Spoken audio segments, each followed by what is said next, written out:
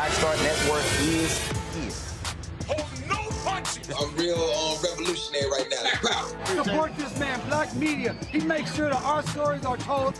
Thank you for being the voice of Black America, Roland. Stay black. I love y'all. All momentum we have now, we have to keep this going. The video looks phenomenal. See, this difference between Black Star Network and Black-owned media and something like CNN. You can't be Black-owned media and be scared. It's time to be smart. Bring your eyeballs home. You dig?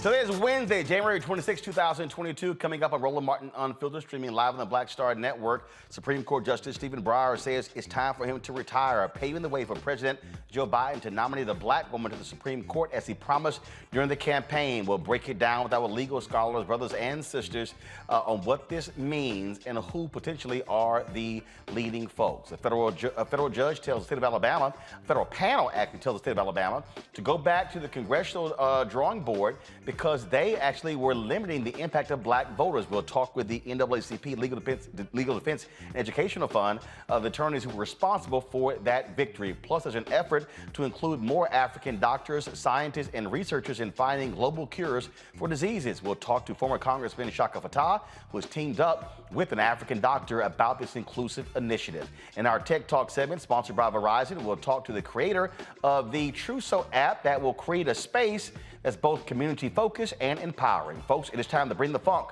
on Roland Martin Unfiltered on the Black Star Network. Let's go. He's got it. Whatever the miss, he's on it.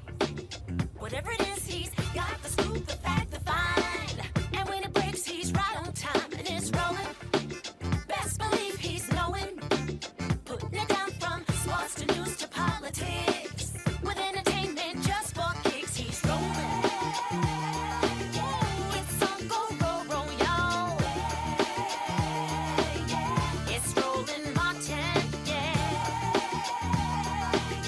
rolling with Roland now. He's funky, he's fresh, he's real, the best, you know he's Roland Martin now.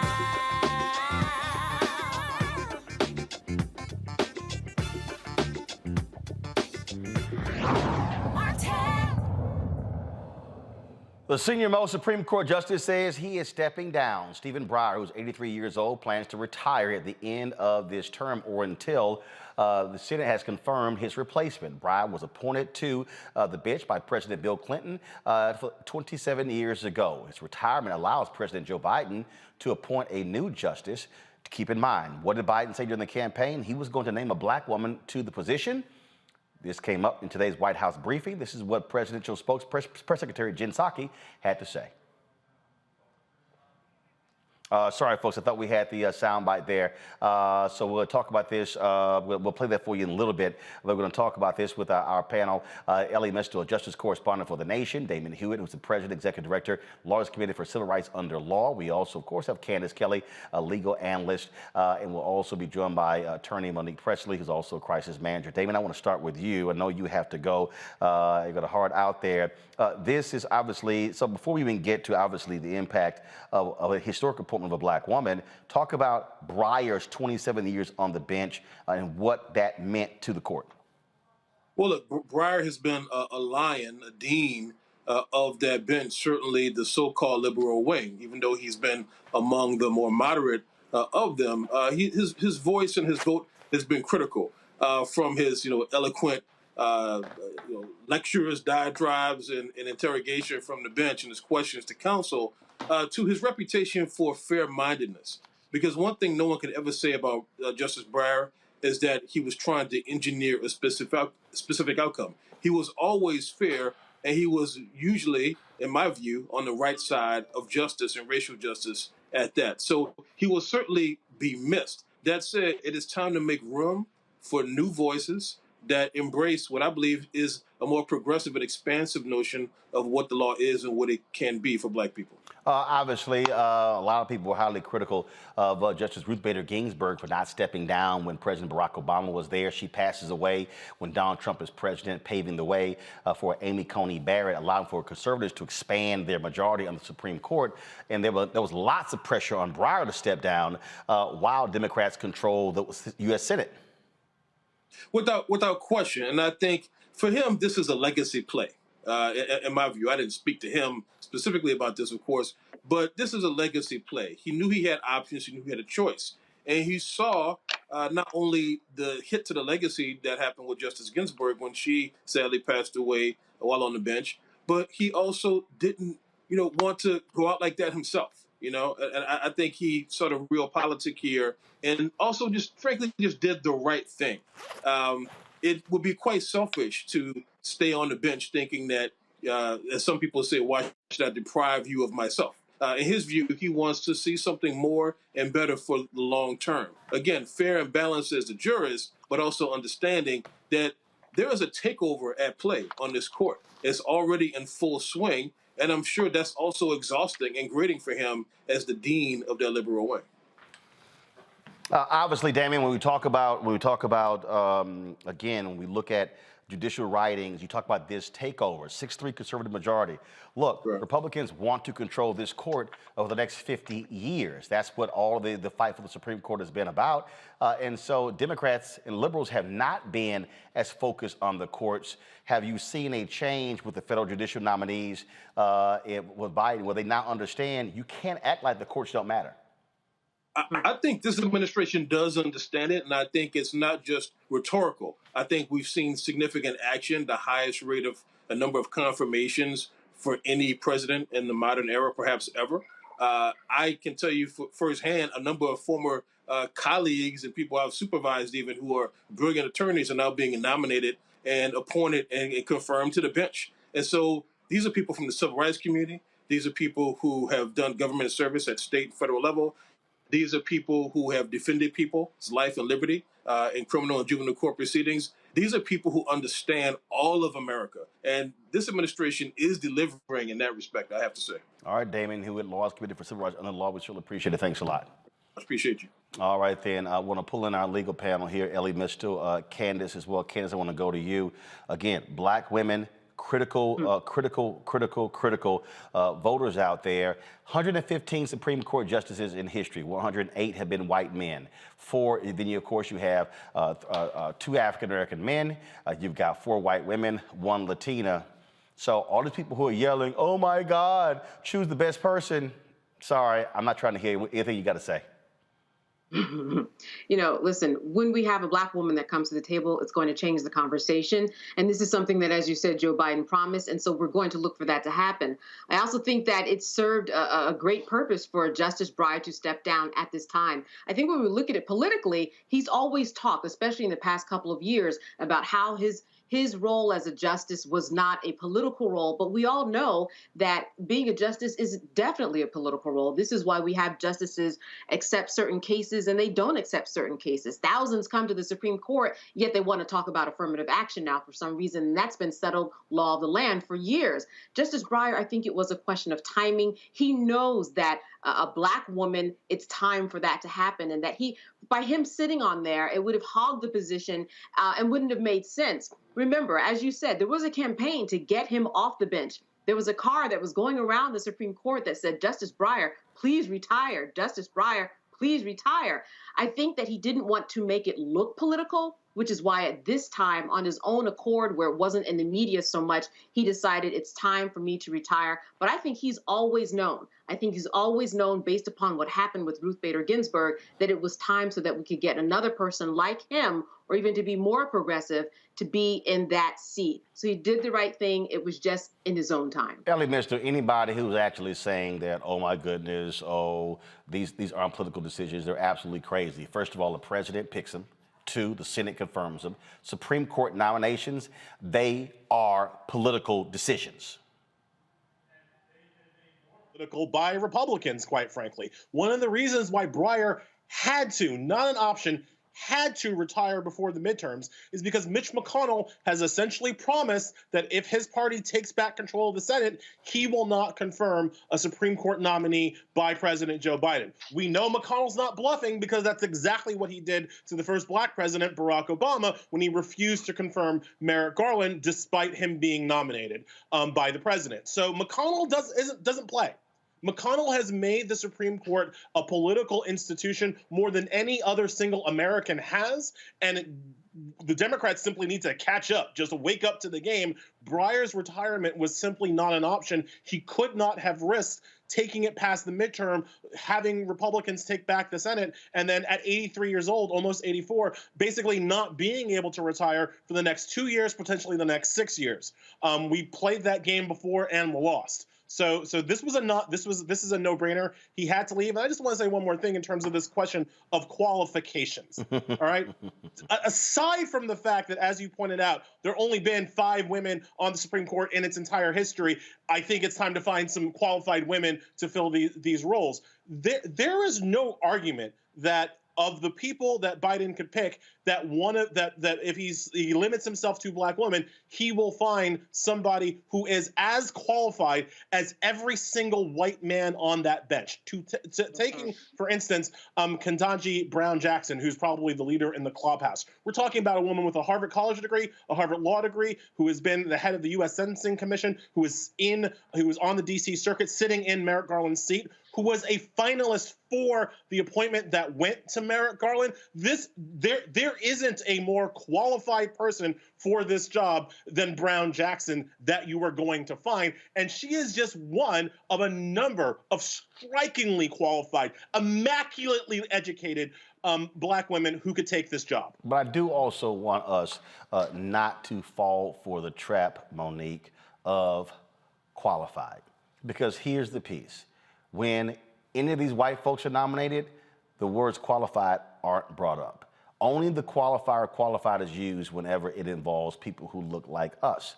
And so that's the game being played. I also don't want to hear qualified is because they went to an Ivy League school. I remember when President Bush had nominated a woman who had gone to SMU Law School, and all these Republicans— Harriet Myers. All the Republicans who always talk about, elitists, they blasted him. How dare you pick her? But she went to SMU Law School. And then, of course, one of the federal judges' name is being thrown around, that Congressman Clyburn has been pushing hard. Her hearing is next week. She went to the University of South Carolina. We have got to get people in this city out of this mindset that, if you didn't go to Harvard, Yale, Princeton, Cornell, Brown, or one of the Ivy League schools, whether undergrad or law school, you somehow can't serve on a Supreme Court. There are only 2 law schools until Amy Coney Barrett was confirmed. There were only 2 law schools represented on the Supreme Court: Harvard and Yale. Now, Coney Barrett comes from Notre Dame, which is also pretty good school. The judge you're talking about is J. Michelle Childs. If she is the pick, she would be the first person on the Supreme Court, the only person on the Supreme Court who went to a state school. Look, talking about professional diversity and educational diversity is part of talking about diversity. And one of the things that Biden has done a great job of, actually, with his lower courts appointments, has been picking people who come from a diverse educational background and a diverse professional background. So I absolutely agree with you that qualifications does not just mean go to specific law schools and have a specific job at a specific corporate law firm. And I'm saying that there are tons of women of color, of black women specifically, who fit every bill that you want to ascribe to them. And I'll add this. It's unlikely, I don't know this for certain, but it's unlikely anybody Biden nominates is going to be credibly accused of trying to rape somebody in high school. I'm just saying, unlikely that anybody that Biden nominates will be credibly accused of perjuring themselves before Congress at a prior confirmation hearing. So when we talk about qualifications, I think we also should talk about moral qualifications, which, as far as I can see, everybody who's going to be on Biden's shortlist has in spades. Monique? Yeah, I certainly agree that Ivy League qualifications for lawyers is not the only thing that matters, and perhaps it should not matter as much. Of course, I know Ellie was just talking about the current Supreme Court and what's represented, but obviously the first Black man to be on the Supreme Court went to Howard University School of Law. So we did definitely start representing the court with the best there is in terms of law school education. But I don't want it to be held against. I take it you finished from Howard Law School.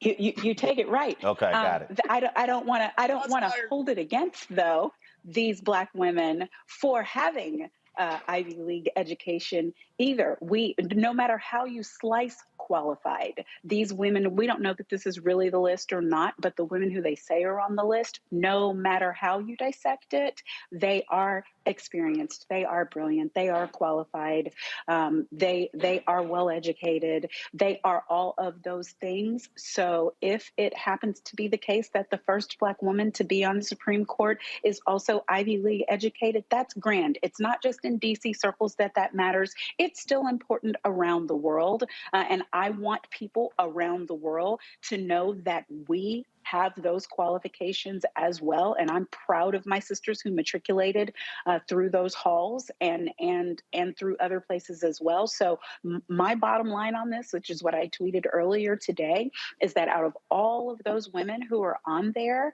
all of those qualified, brilliant women, if I have to put my full weight behind one, I'm going to put it behind the one that gets nominated. How about that? The one the president picks is the one I'm going to put my full force behind. Would I like it to be a civil rights lawyer the way that Thurgood was, the way that a couple on there are? Sure, because I am one. But what is important to me is that we not miss this moment getting picky, getting petty, building up fiefdoms, getting in camps, finding reasons one is better than the other. No. These women are badasses, every single one of them, and whomever it is will surely be better than the Gorsuches, the ACBs of the world. These last picks that have happened, pretty much, except for the two that Barack Obama still has on the court, and the one that President Clinton put on the court. Other than that, they're far surpassing all of them, as far as I'm concerned. Dr. Pamela Hill, assistant professor of social work at University of Texas at Arlington. Look, I'm down for all of them. The point that I'm making, though, is we get trapped in these boxes, especially in the nation's capital, where they're very dismissive of folks who did not come through the same sort of schools. And so then it becomes, oh, those are the only credentials that matter. And so I want President Biden to look at a wide range of people, a wide range of sisters from different backgrounds, because that is important when you talk about serving on the highest court in the land. Yes, absolutely, absolutely. I totally agree. And, we have to remember that Black women are rising in ways that we haven't seen in a very long time. We are seeing sisters who are making an impact at all levels, the local, the state, the national. We are seeing these Black women who are attorneys, who are becoming judges, who are making an impact and making decisions. And I think, there's a fear. Of course, there's a fear. So we want to be qualified. And who makes the decision of what's qualified? I agree that whoever Biden picks, a Black woman, we should all be behind her. We should all be supportive, and we should all make sure that we do what we can do at the local level as well. Brown Lewis, she is the Dean of the North Carolina Central University Law School. She joins us right now. Glad to have you here. Just your thoughts on Justice Stephen Breyer.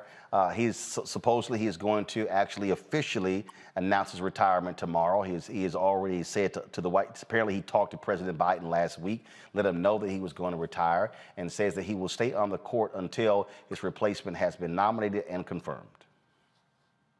I think it's a great decision. I think that in the past, the Democrat nominees have stayed on a bit too long, and then you have a situation where the Republican president has to choose a predecessor. So I think to have this planned succession is a good thing. And so I was quite excited at the possibility of getting a Black woman on the Supreme Court. You mentioned that. Black woman, You mentioned that planned secession, Candace, when Justice Anthony Kennedy stepped down. He coordinated all of that and basically made it clear to Trump's folks, I'm going to step down, but you've got to put on my chosen person, Kavanaugh. You know, one of the things that Justice Breyer, what would do him good is to do the exact same thing and put his, listen, if he's not going to be a Supreme Court justice anymore, he can go ahead and be political all he wants because he's the person who knows what's good for the court. I also think that, you know, when we talk about those people who are qualified, we already know that the people who are already on the federal bench, one of the potential candidates is on the heads up in the California Supreme Court. We already know that they're immaculate. We already know that they wouldn't be there if they didn't have an immaculate background. Because they're Black, they have to be immaculate. That's another level of expectation that we're often held to. Well, they got to be perfect. But like you said, there are more perfect people out there. They just don't look the same way and have the same qualifications of others that are out there. Not only does Biden have to expand his search in terms of a Black woman, but as you said, the types of people and the types of backgrounds that we bring to the table. Because times have changed. You know, the issues that we're dealing with, abortion rights, gun rights, so many rights that we are dealing with, affirmative action, all of these things that a Black woman specifically in this world in 2022 would have special experience and bring to the table. Justice Breyer, it would do him right to play in the world of politics at this point and say who his recommendation would be. Why not now? He's not going to be a justice anymore. So politics wouldn't have to be a part of it because that's what he's been fighting over the past few years. Ellie, I want to show this tweet right here that, my goodness, when you see it, jumps out at you. This was from a professor at Princeton. He said, Breyer's replacement will be the 6th Democratic nominee since 1968 compared to 21 Republican nominees. Of the prior 26 nominees, 4 Dems and 16 Republicans were confirmed. Of course, Bork was the one who wasn't confirmed. If people want to understand why we consistently had a conservative Supreme Court, that right there tells you it. And it's because conservatives are willing to fight in the weeds for this. So conservatives are willing to go to the mattresses for this at every point. You simply do not see conservative justices willfully retiring under Democratic administrations. That happens now and again on the Democratic side. You see them timing their retirements kind of with a understanding of their own mortality. It's been slower on the Democratic side for an uptake on that. And when you get to the Senate level, you see Republican senators and therefore Republican politicians fight to the last for their people. And you don't always see that the same fire and passion from Democrats. Look, the things that we're saying in terms of, whoever it is, let's unite. We do not say this idly because we know what's going to happen, all right? No matter who Biden picks, we know what the Mike Lees and Josh Hawleys are going to try to do to their resumes. We know that Senator Marsha Blackburn will call Biden's nominee a criminal. She literally just called a Black judge that Biden nominated a criminal with a rap sheet because he had a couple of moving violations, a couple of speeding tickets from literally 10 or 15 years ago. So we know that the Republican smear machine will do everything they can to smear whoever Biden picks. And unfortunately, we know that too many liberals, too many white liberals will start to play the game that they play not just with Black women, but literally with any woman. They'll start to play the game of, oh, you know what? I would have supported this other woman, but not this woman, right? Oh, if he had nominated Oprah, I would have supported her. But instead, he nominated Child. Like, whatever they're going to say, we know it's coming. And so it is important for us to be united and to defend these women, whoever the woman is, when she is picked, because we know that they will be attacked ruthlessly by the other side. Monique, again. Can I say I agree 100% before you ask me a question? Yep, you got it.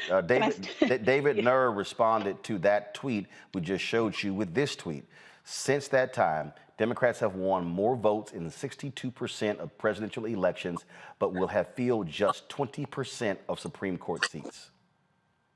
Well, and and so now we're on the popular vote. Now we're on the difference between electoral college and what it means to have the popular vote. And when we've elected presidents, we've also had the popular vote, and we've watched the past two Republican presidents not have it. We see what it looks like to have a Senate that is not representative of the numerical votes of the people, right? Because we saw it last week. We had 48 Democrats representing something like 40 million plus more people in the United States Senate than the 50 on the Republican side. So the numbers, because of the manner in which the constitutional system is set up, having the numbers in and of itself, raw numbers, is not enough. And that is what has happened on the court as well. And Roland, you said that they're hoping to control the court for 50 years. Look, I think they're going to control the court for 50 years. And we knew these stakes. I agree with everything that Ellie just said. And we, on your show, we've been screaming for probably, since News One Now days. So 6-7 years,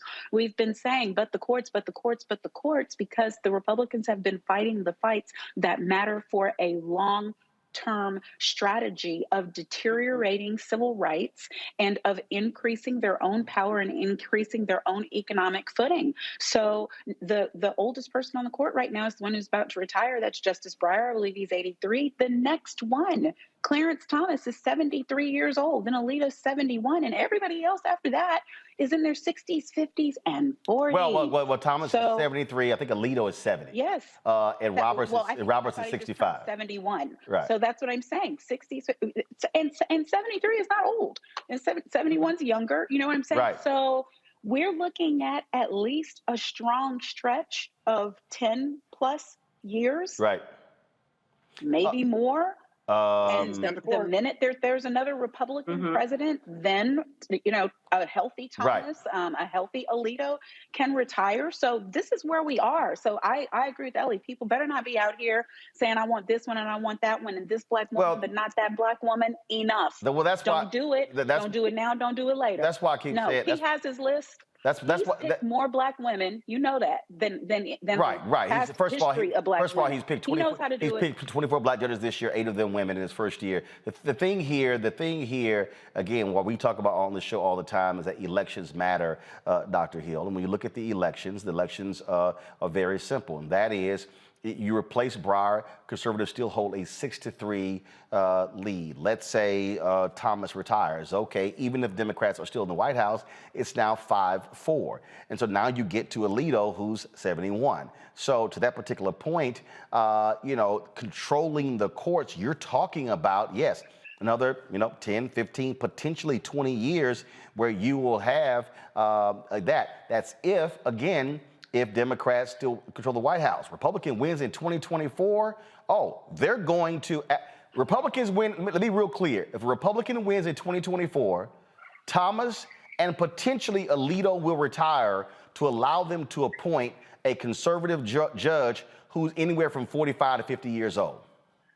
Yes. And, this is something that we should not be surprised about. They have been planning, and they want to make sure that they stay in control and stay in control for a long time.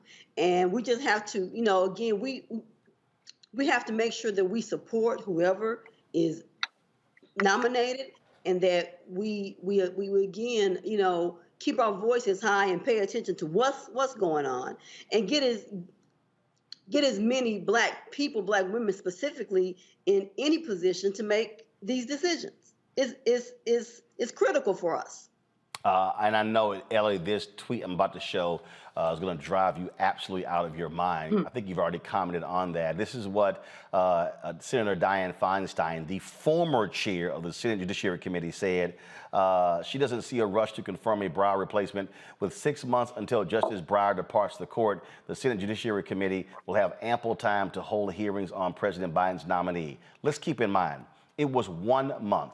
Amy Coney Barrett was nominated on September 26 to fill the seat of the late Ruth Bader Ginsburg. She was confirmed 1 month later, 9 days before the election. This whole talk about, we got time. No, Senator Feinstein, you don't. You're 84. Leahy also is older as well. Democrats got a 50-50 right now, okay?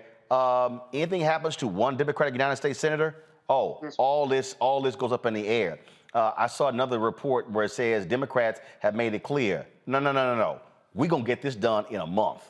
And my whole deal is that she should be confirmed and sworn in no later than April 1st. It is insane. Well, he said he's going to serve his term. He's going to finish his term, he said. He can finish his term, but you can still confirm her. Go ahead, Ellie. It is insane how there are some Democrats who still want to play by the old rules that Mitch McConnell has lit on fire. Like when we talk about this generational Republican control of the Supreme Courts, yes, that's true if you don't expand the courts, which we absolutely should, because we can't take 50 years of Republicans controlling the courts. I don't just mean that from a racial justice perspective or a social justice perspective. I mean, the planet cannot take another 50 years of Republicans controlling the court and stopping any meaningful legislation against climate change. So Democrats have to really get with the program. I know that Chuck Schumer has said that we will do this quickly. I would expect Biden's scheduled to give the State of the Union on March 1. I expect that he will have this person announced by then, might even use the State of the Union to announce her. And right. That we will have the hearings over the spring, and as you say, like Breyer said, he's going to finish out the term, but like the day that term is over, this next person is going to be ready to step in, all pre-confirmed and ready to step in to his shoes. This is just simple. It has to happen this way because the reality is, and again, this is not of the Democrats' doing. These are the rules as given to us by Mitch McConnell.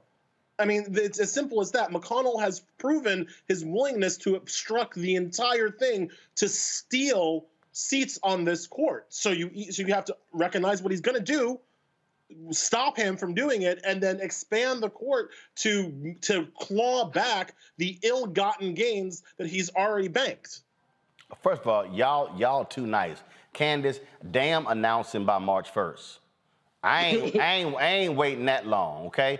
It's January 26th. You know they've already been sitting here vetting folks. Announce that sucker during Black History Month, and then get them confirmations. If he gonna speak to Congress on March 1st, start that damn confirmation hearing on March 2nd. That's a Wednesday.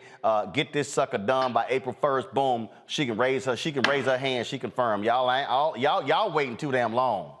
Yeah, I think it's too long too, Roland.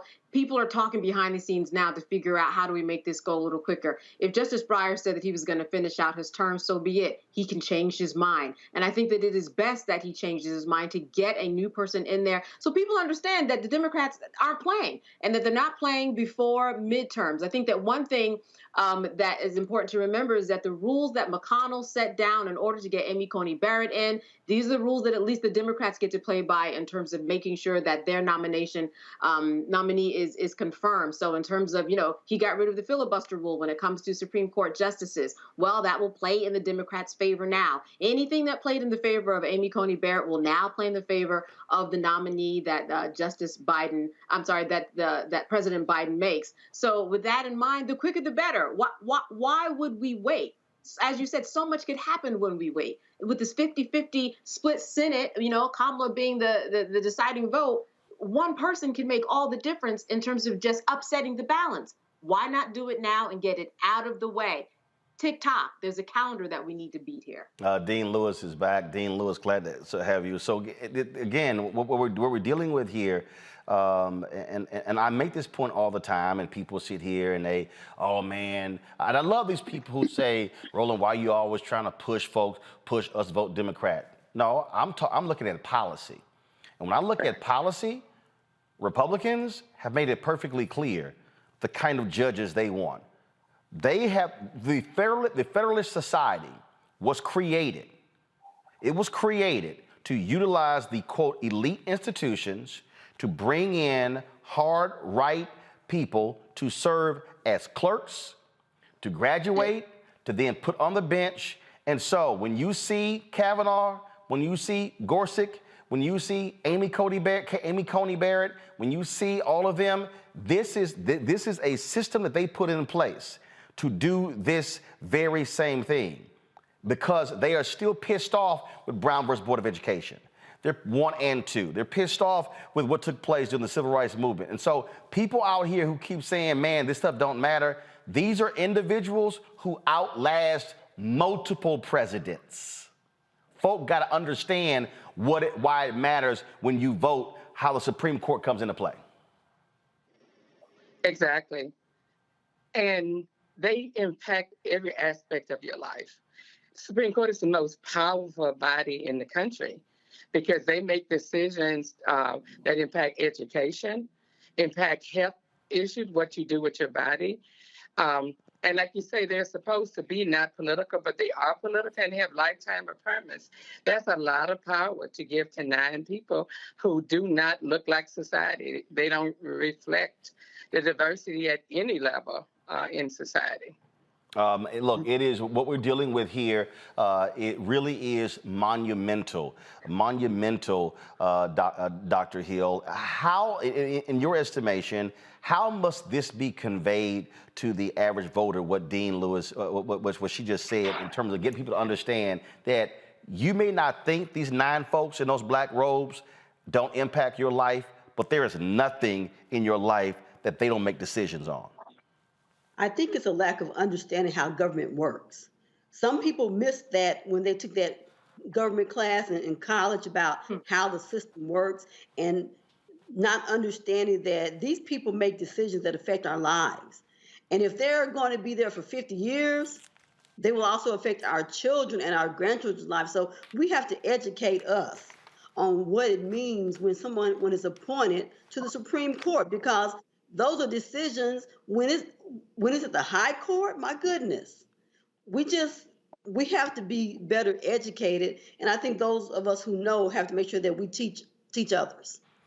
But we got to start with educating Congress. I mean, I'll make fun of people who don't understand the courts, but we got to start making fun of the people who don't understand the courts that are elected to Congress, who don't understand how the courts work, who often don't understand how their legislation can be vetoed by a John Roberts or a Sam Alito. Like, quite frankly, the Democratic Party as an institution has never respected the awesome power of the Supreme Court in the way that Republicans do. And so the Republican politician is the person who is the vanguard, who is out there explaining to the Republican base, look, the courts are important because anything that the Republican base voter wants, the Republican politician ties to the Supreme Court. Hey, you don't like it when gay people have rights? You got to give me the Supreme Court. Hey, you don't like it when black people seem to have money? Well, you got to give me the Supreme Court. They say that to their voters, whereas Democratic politicians do not make that one-to-one connection to our base voters of what the Supreme Court does and can do, because frankly, too many of them don't understand it themselves.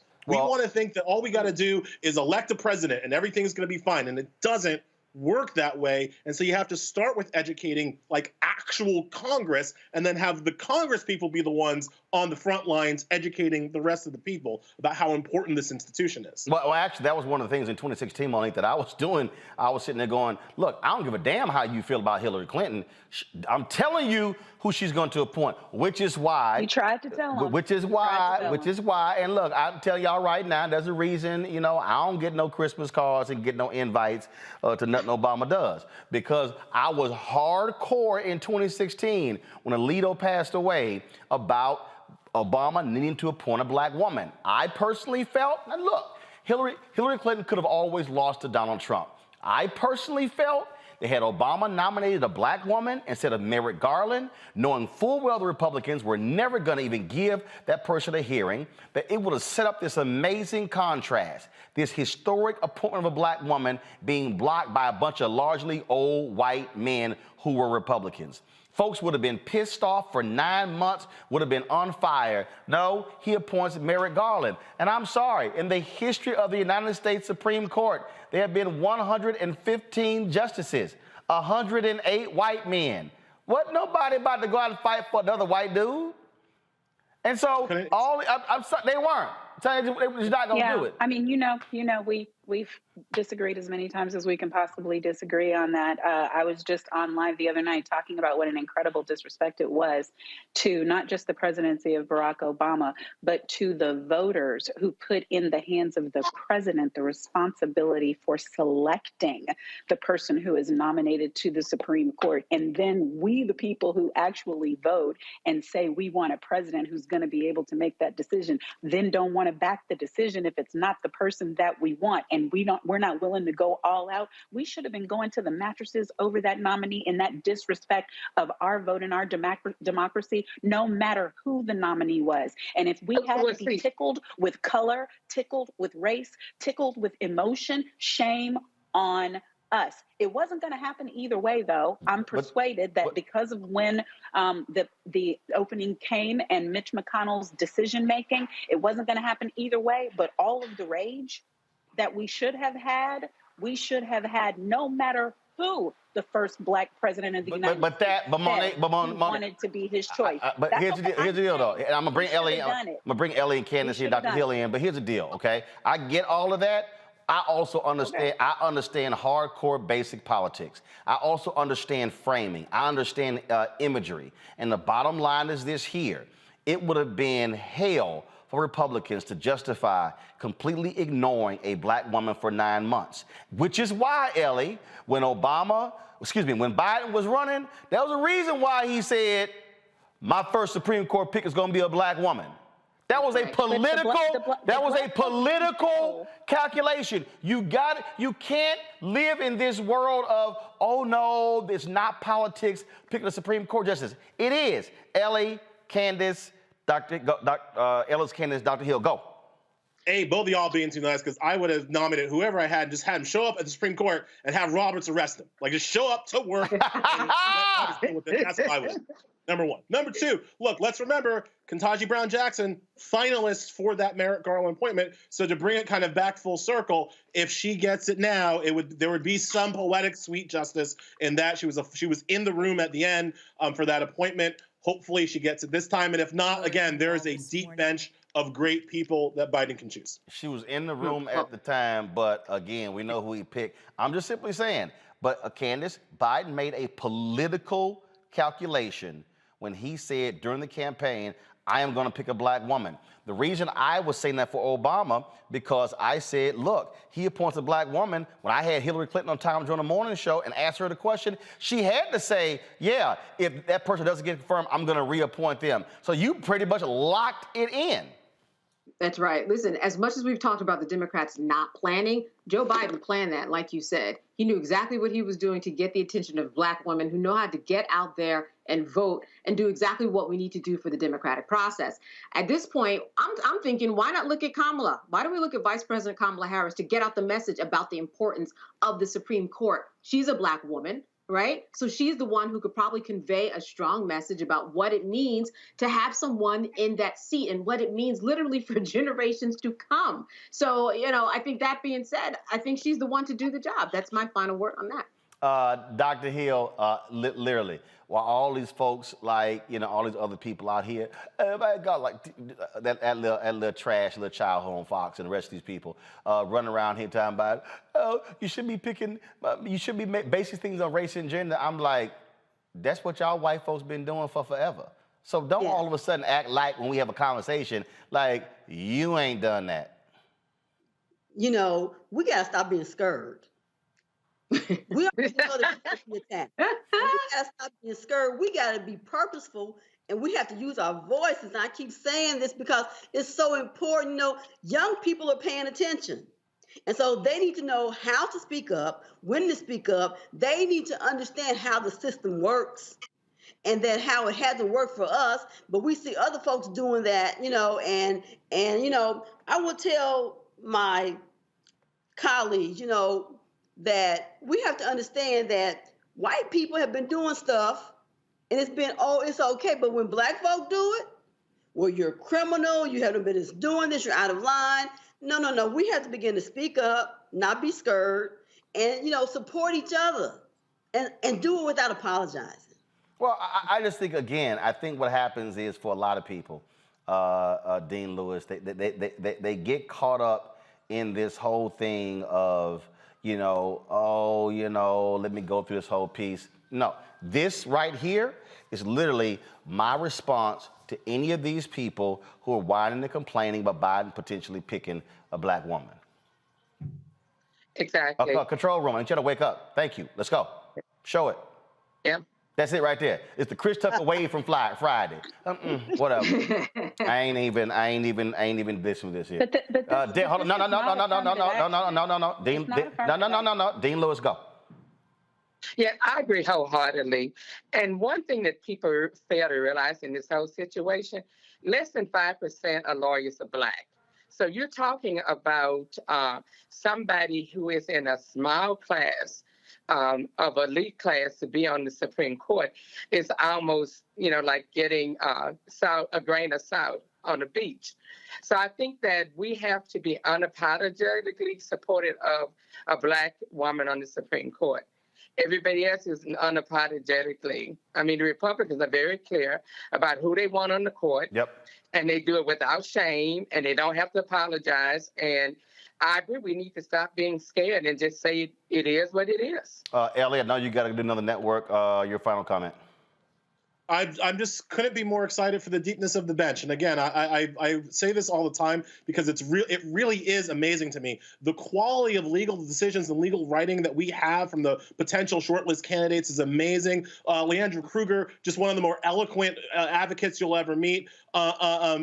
Judge Childs has this amazing personal story of really lifting other people up. One judge we haven't talked about, Judge Jackson Akume, she is a former federal defender, former federal public defender, which is a kind of experience that we usually don't get on the Supreme Court. Whoever Biden picks, it's going to be a great choice. And of course, Ellie just tweeted this, which I think is hilarious. I think you just tweeted this.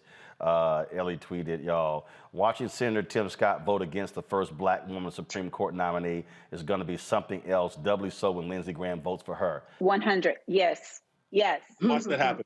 Watch that happen. Yes. Lindsey Graham voted for Ketanji Brown Jackson for the district court. Tim Scott did not. Watch it happen again. All right, I got to go. Ellie, I appreciate it. Thanks a lot. Monique, go ahead. No, agree 100%. And I hadn't seen that tweet from him, but it is so 100% on target. And I a number of times now have had the misfortune to be in the room with both of them in conversations. And I have never been so wrong about the way I pegged anything in terms of who I thought would be genuine and who wasn't, who I thought would have an understanding, not just of the law, because Lindsey obviously is a former lawyer turned senator, but also an understanding of process and why things are important and who didn't, and someone who actually backs up what they say with action. And so, I'm not by any stretch of the imagination in the Lindsey Graham fan club, but just as Ellie mentioned, when these votes matter, he still keeps sticking them over here, understanding the importance of civil rights, of some unfettered process where police misconduct is concerned. And when it doesn't go right, they blame everything on Tim Scott, and he's perfectly willing to be that person. So we are, just like what we had to watch the mess last week with his speech on the floor, with Tim Scott's speech on the floor, we're about to see more of the same.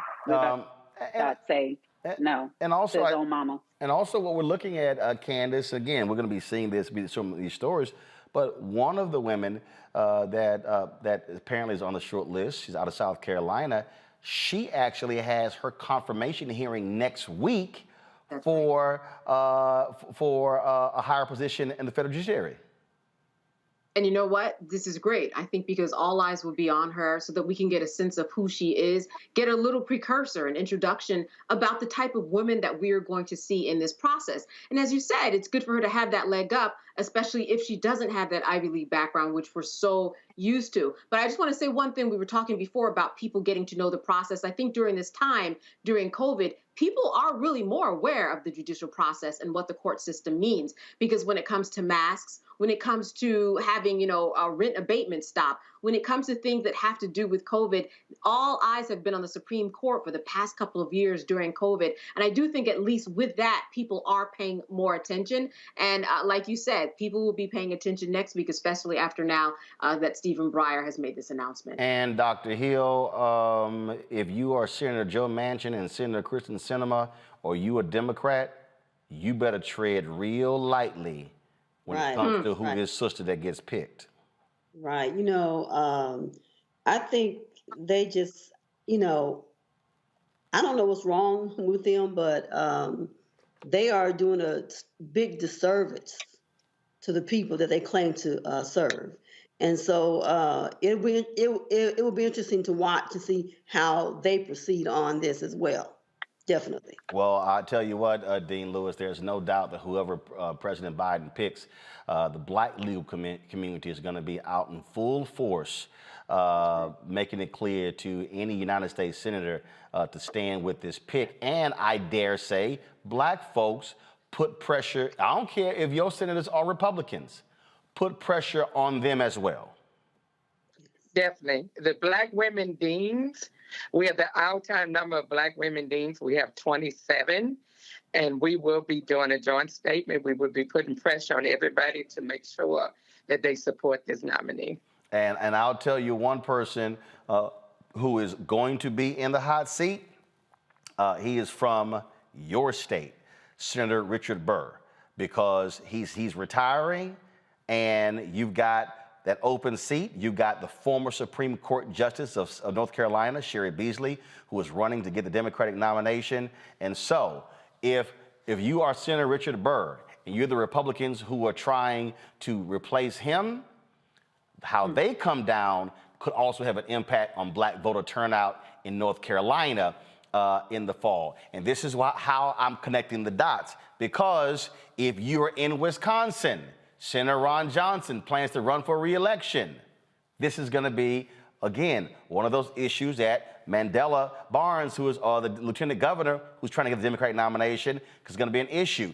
Pennsylvania, same thing. Pat Toomey is stepping down. How is Senator Marco Rubio going to vote, running against Congresswoman Val Demings in Florida? How will Portman vote, who's retiring in Ohio, will impact that Senate race as well. Then, of course, how will Rand Paul vote, who's running against Charles Booker? So again, I'm laying out how the Supreme Court, this pick, could have implications on those U.S. Senate races in the fall, which will further determine who controls the Senate after the midterms.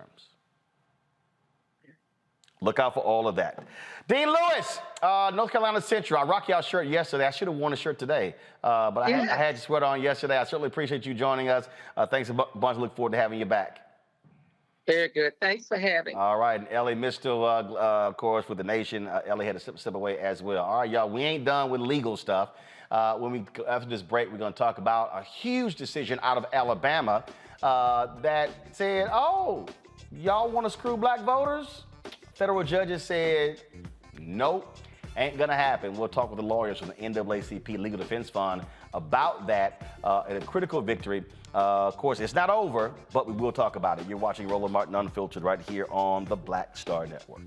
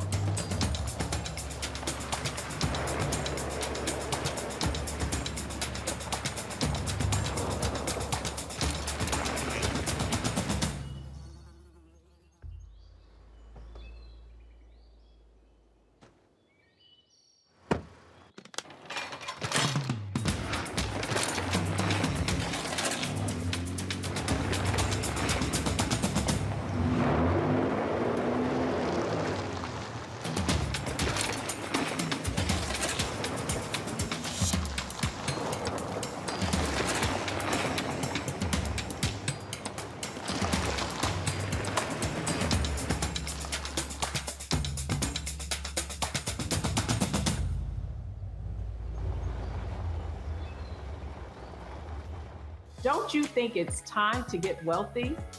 I'm Deborah Owens, America's Wealth Coach, and my new show on the Black Star Network focuses on the things your financial advisor or bank isn't telling you.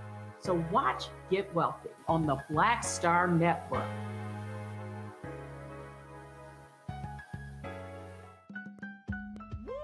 We're all impacted by the culture, whether we know it or not. From politics to music and entertainment, it's a huge part of our lives, and we're going to talk about it every day right here on The Culture with me, Faraji Muhammad, only on the Black Star Network.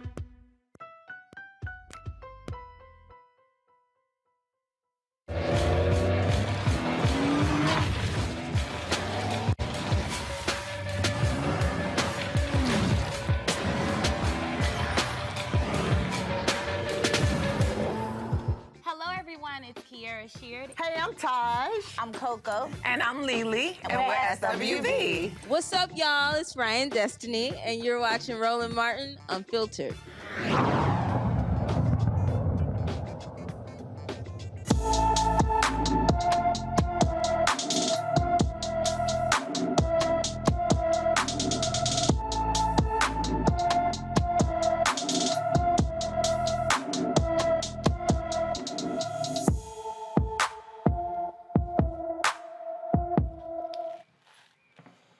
All right, folks, Nasheem Tony has been missing for more than a week from Norfolk, Virginia. The 13-year-old is 5 feet 7 inches tall, weighs 150 pounds, with black hair and brown eyes. When Nasheem disappeared, he was wearing army green pants, a red hoodie pullover, a blue zip-up hoodie, white and black high-top shoes. Anyone with information on Nasheem, please call the Norfolk Police Department at 757-664-7000, 757-664-7000. Now, we've been telling you on this show how Republicans have been using gerrymandering in order to further their control of the United States House. I've said it a lot, that they could literally take control of the United States House before a single vote is cast based upon gerrymandering. Well, one of the ways they have been doing that is essentially packing African Americans into one district. I'll give you an example. In South Carolina, Congressman Jim Clyburn's district is plus 17 African American. In South Carolina, they actually redid his district. It's now plus 34. Why does that matter? The other 17, they took it out of another district to actually make it more favor of a Republican versus the Democrats. Well, Alabama, same drama there. Federal judges blocked Alabama from using newly drawn congressional districts in upcoming elections. Folks, the three-judge panel concluded the state should have two districts, two majority black districts, or two districts with a sizable portion of the black electorate. Joining me now to talk about this decision is counsel for the NAACP Legal Defense and Educational Fund, Catherine Sadasivan, hopefully I pronounced that correct, who litigate this case. Catherine, glad to have you here. And this is the thing that we try to use this show as Civics 101 to get people to understand all the different games that are being played. And talk about what they did there in Alabama, because somebody may say, well, hey, what's the big deal? That guarantees an African American from Alabama, but it lessens the power of black voters to impact two districts, two seats, not one. Thanks, Roland. Thanks so much for having us. So as I'm sure you know, this is a huge win for all Alabamians, for all people whose cause is justice, and those who remain, despite the political climate, committed to bipartisanship. This was, of course, Alabama's first redistricting process without the protections, the full protections of the Voting Rights Act, Section 5. And as a result, the legislature, did not take its obligations under the Voting Rights Act particularly seriously.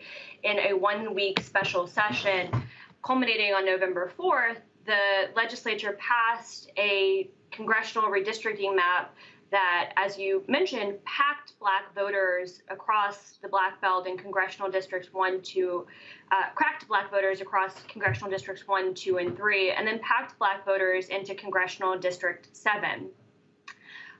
This decision, however, will require the Alabama legislature, which has until February 11th, to draw a new map that complies with the Voting Rights Act, Section 2, and ensures that there is a black voting age population majority in at least 2 U.S. congressional districts. So right now, Congresswoman Terry Sewell is the only African-American in the Alabama congressional delegation. And so with this ruling, does that mean that potentially, depending upon who runs, there could be 2 African-Americans from Alabama in Congress? That's exactly right, Roland. And, it's important to say from the outset that Alabama, since Reconstruction, has only ever elected a Black member of Congress from that single congressional district from which Terry Sewell currently represents. And it was only after litigation under the Voting Rights Act that that district was created as a majority Black district to ensure that despite the racially polarized nature of Alabama's politics and voting accordingly, that Black candidates could win an election to congressional office. So yes, now as a result of the court's decision, which of course the state of Alabama is appealing, wasting tons of taxpayer money, despite the fact that this is a bipartisan decision, although it is a federal court, and of course one would hope that it would be not partisan. These were a three-judge panel of two recently appointed Trump appointees and a Reagan appointee who took the time, 7 days of trial, to really listen to the case that the plaintiffs in Milligan and our wonderful partners across Alabama, alongside the Legal Defense Fund, put together in a 7-day hearing in January. And luckily, the court was able to hear the evidence, review the mountains of evidence and the experts that we put on, and came to the result that this was the quintessential case of a Section 2 vote dilution violation of the Voting Rights Act, and that it wasn't even a close case. Now I'm sure my panel is ready for some questions, especially my two lawyers. Candace Kelly, I'll start with you. Well, I'm just wondering how you feel about the fact that there were two Trump appointees that were on this case that decided that this violated the Voting Rights Act. What does that say for the future when we think about a Trump appointee and any Republican appointee? Even they recognize that this was a violation of the Voting Rights Act. I think it's a great question. It's something that we will, continue to harken back to as we continue to push forward in the courts. Of course, LDF is committed to continuing to fight Black voter suppression and all methods of injustice in the courts, despite, the kind of turn of the federal judiciary recently. And I think this case, we put together an extremely compelling case. I don't emphasize the hundreds of pages of briefing that we put in, the numerous experts and expert testimony that the court considered. And of course, this is not something that we can continue, or that Black voters or the Black voting public should be continued to be forced to undertake in order to get some measure of justice. So, it is a huge and important win. It is a recognition on the part of, even some partisan members of the judiciary. And, I don't mean to suggest these judges were partisan, but it is, a bipartisan decision that reflects kind of the overall strength of the case and the nonpartisan nature of the cause that we put forward.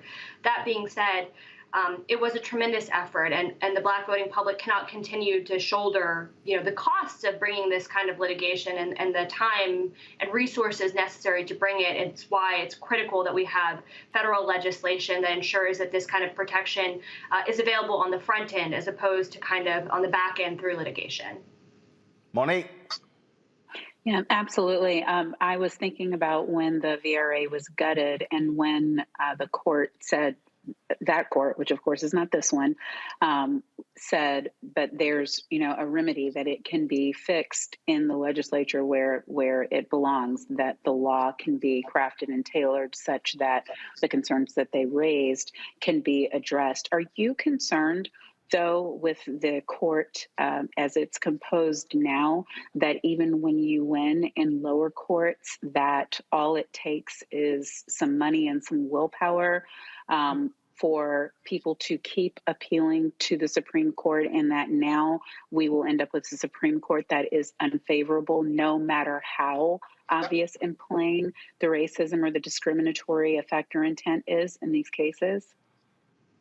That is another fantastic question, and you all are probably, as well positioned or better to answer these questions than I am. But, I think that the Supreme Court's authority is greatly undermined when it engages in judicial activism. The Supreme Court's democracy jurisprudence, in particular, has, I think, undermined confidence of the American public in the court's impartiality.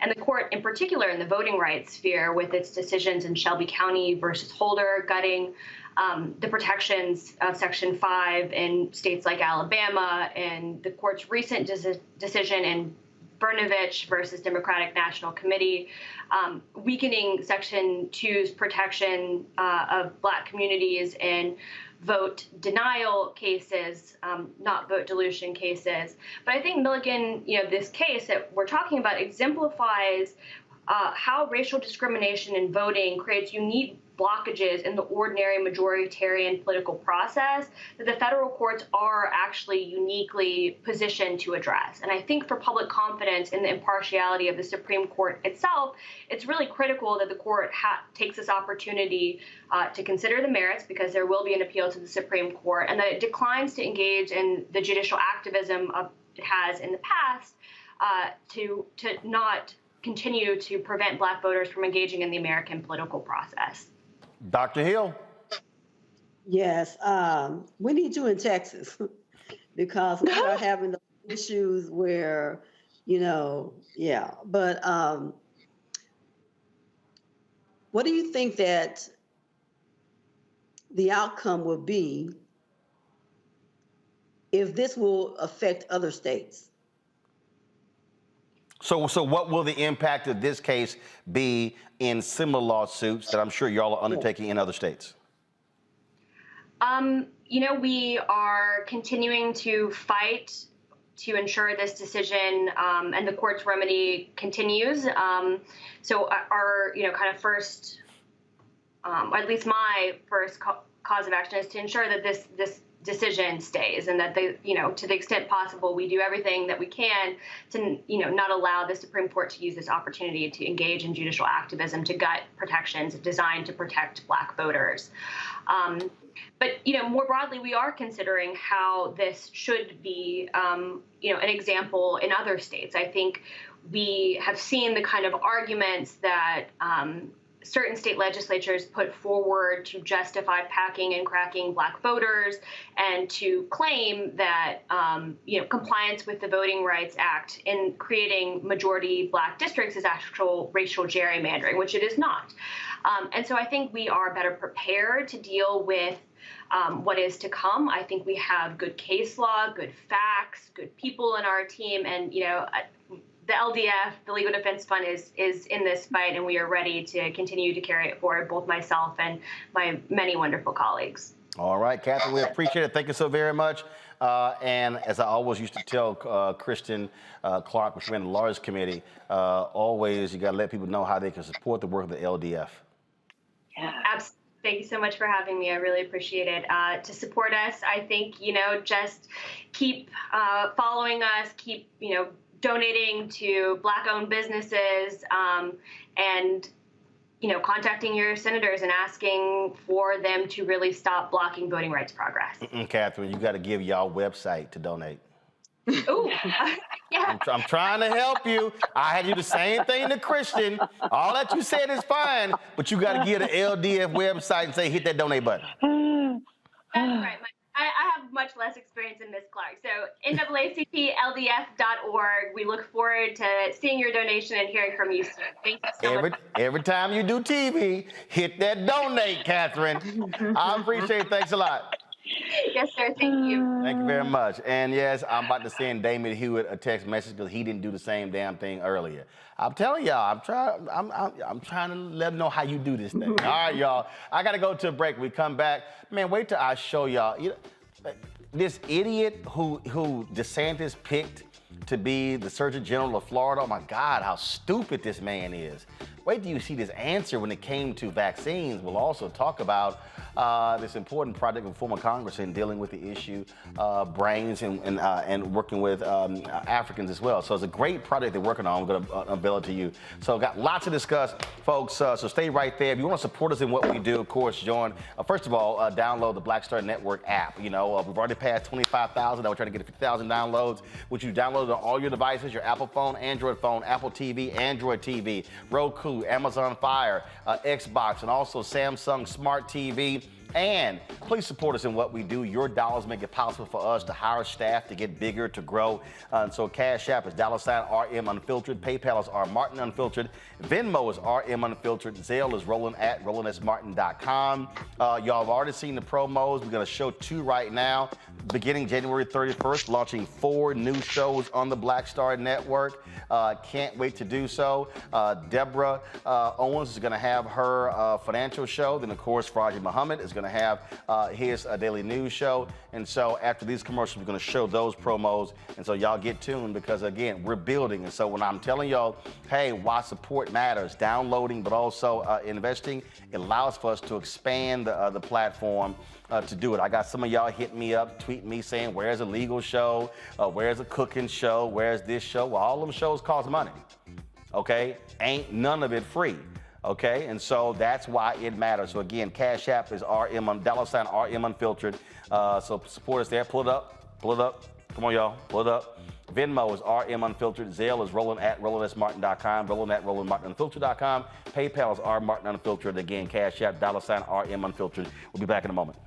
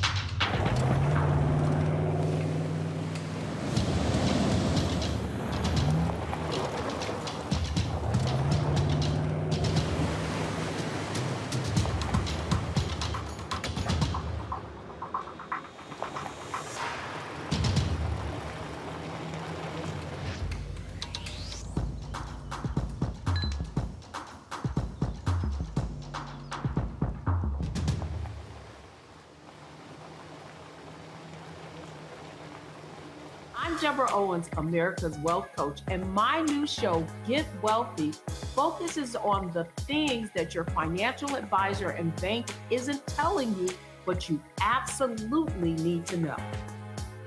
So watch Get Wealthy on the Black Star Network.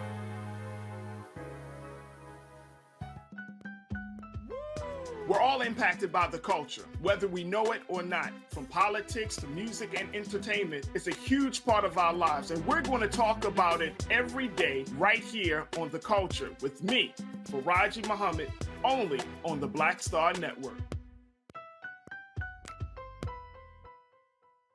Hi, this is Essence Atkins. Hey, I'm Deion Cole from Blackish. Hey everybody, this is your man Fred Hammond, and you're watching Roland Martin, my man, Unfiltered.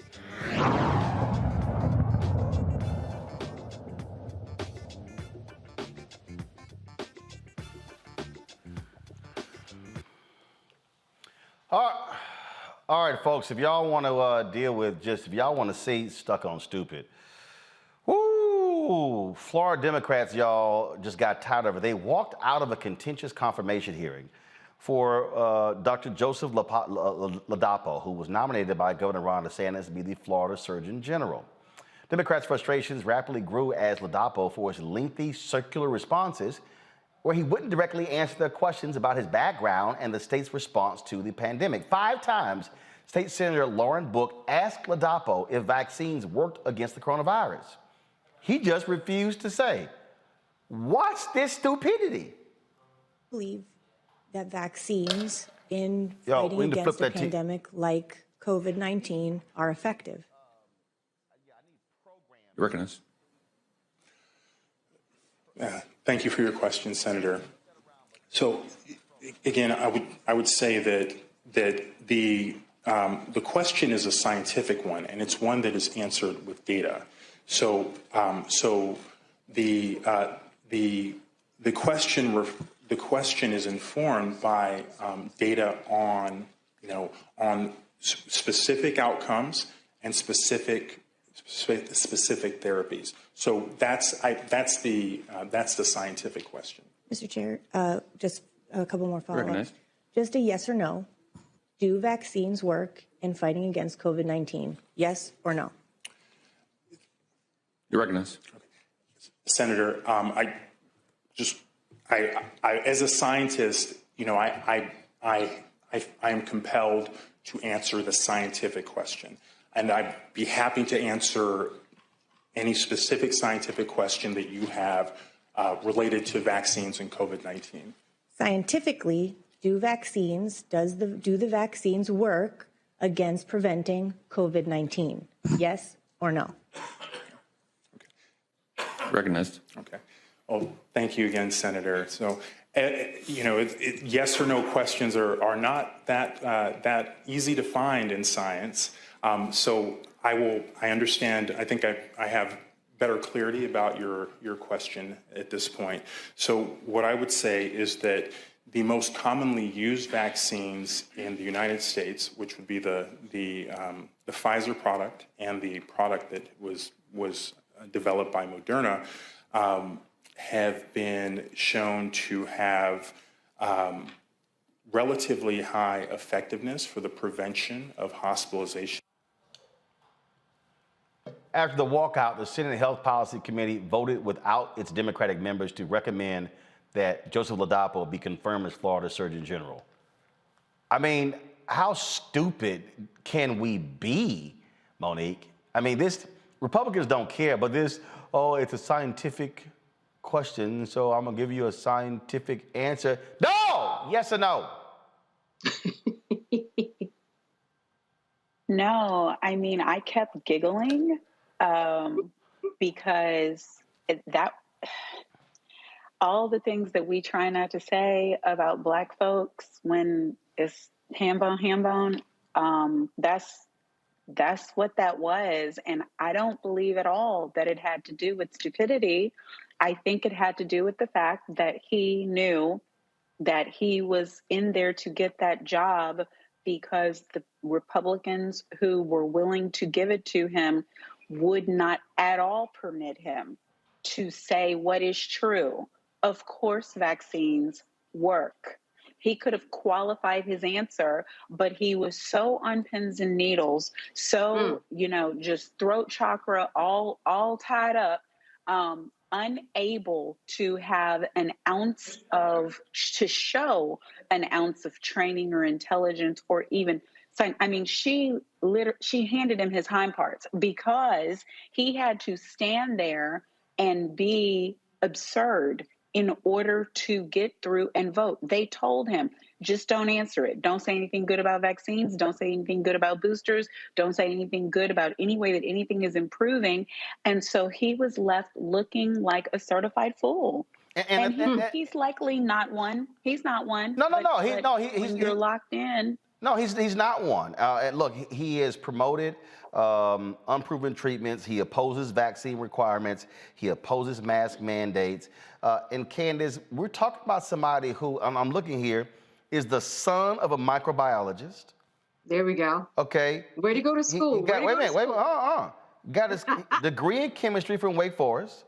Dude got his MD from Harvard Medical School, his PhD from Harvard Graduate School, has been in internal medicine, worked at UCLA, and so this is somebody who was just, he essentially, he's an anti-vaxxer. And so versus having the guts to say, I don't believe in these vaccines. He on the grift. He just sat here, and that's why DeSantis picked him. And to your point earlier, that's why just because somebody has an Ivy League degree doesn't mean that they're the person for the job. And all I heard was him just saying words in a row. They just didn't even make sense. We don't have to be a public speaker necessarily to hold office, but you do have to make sense. You do have to, put some meat on that bone in order for people to understand what you are saying. Here, he was evading to the question to a point like was spoken that it was just absurd. He stood up there and just didn't answer the question, which is the whole point of this process. And then, and then there's some other things that matter with him. I'm not sure if we were going to talk about this whole idea of him lying, potentially being at the UCLA and treating COVID patients. And when people said, who worked alongside him or didn't work alongside him said he wasn't treating COVID patients at that time. I'm not sure what he was saying, but it just didn't sound like the truth. And based upon a lot of stories that I've heard about him and his background, he doesn't seem to be a real truth teller. And we know that because he doesn't believe that vaccinations are the right thing to do. I just, Dr. Hill, to sit there and listen to him. Sorry, Dr. Hill's not there. But I don't know what to do. I'm sitting here going, I don't have confidence in your ass being a Surgeon General of Florida. I mean, trust me, if I'm listening to that answer, I don't want his ass talking to me at all. That's just me. All right, y'all. But again, of course, Republicans, they support him. Folks, in the nation's capital, hundreds of high school students participated in a walkout to protest for safer learning conditions in schools.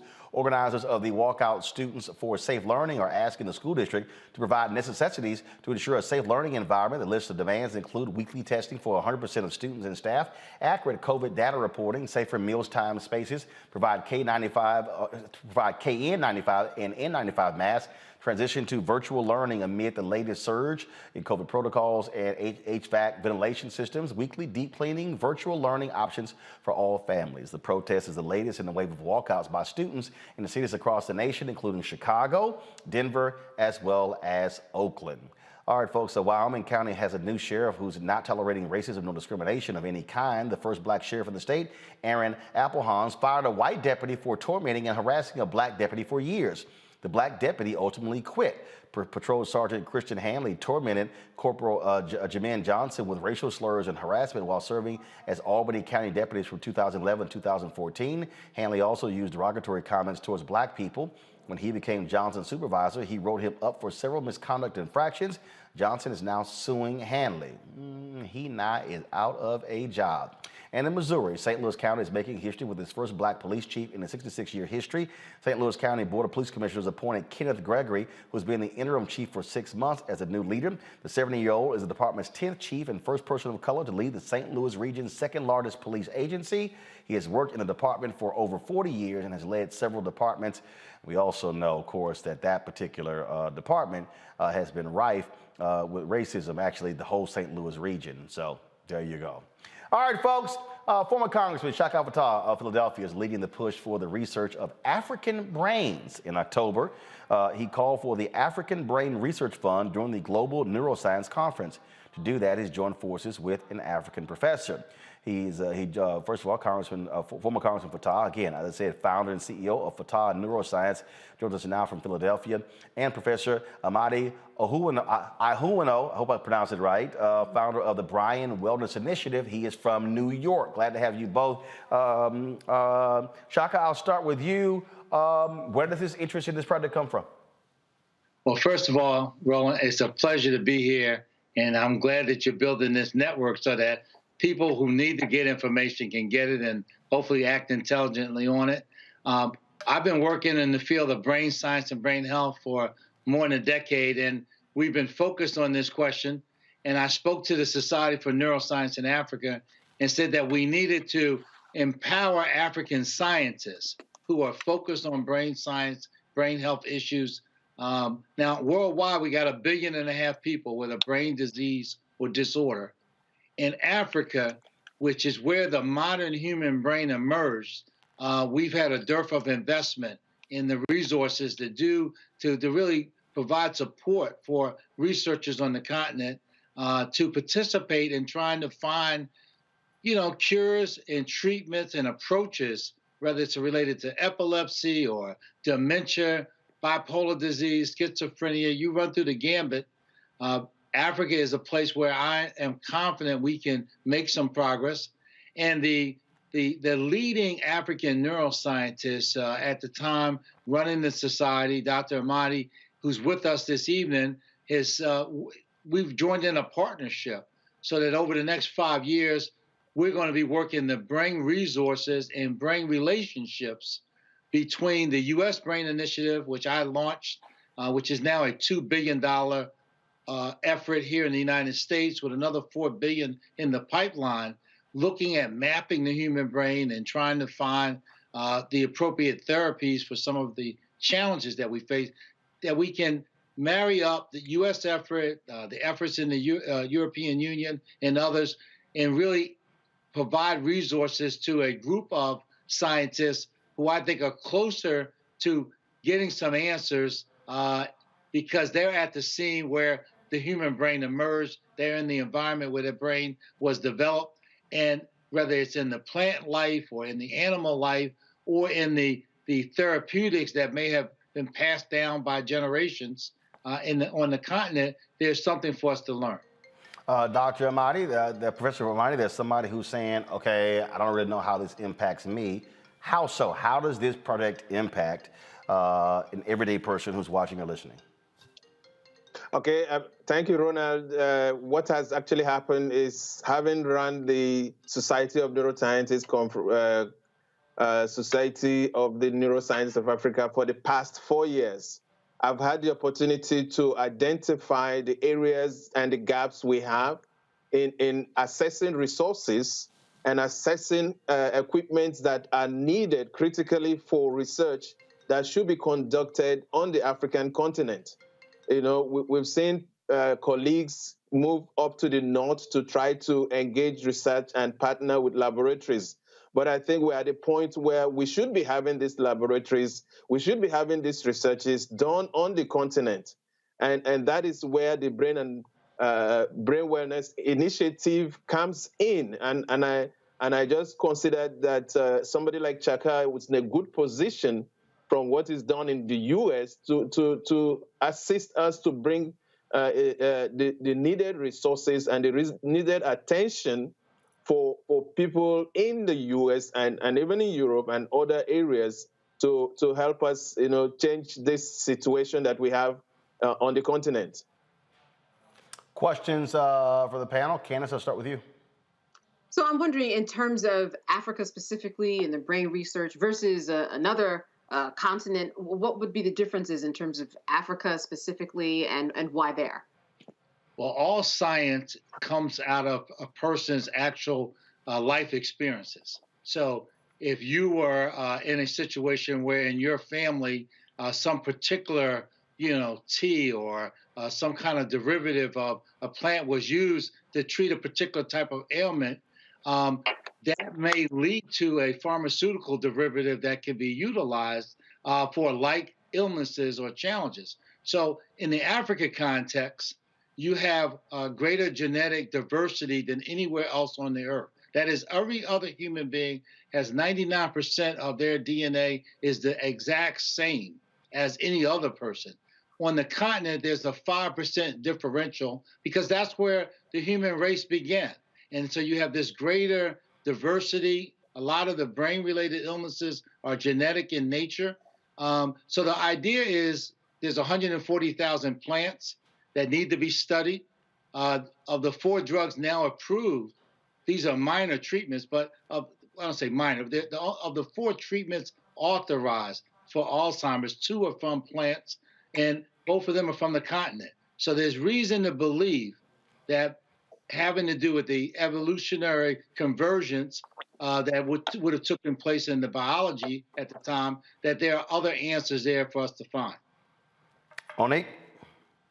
Is there a way that we can ensure that the inhabitants, the citizens of the continent and their resources aren't pillaged as they have been in times past, where when things like this, the necessary work that you're doing takes hold and people figure it out, but then it seems like the people who deserve to receive the first in line treatment don't get it? Is there a protection for that?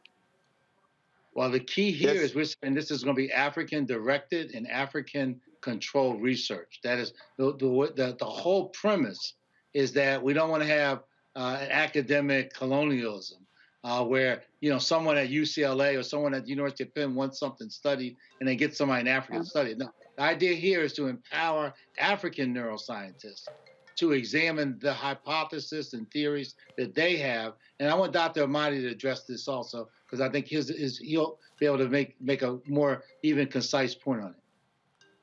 Yes, I think what has happened over the years is the ethical aspects in terms of recognizing the sources, especially of some of these plans and the ideas behind that, we've come to the point where that is being protected.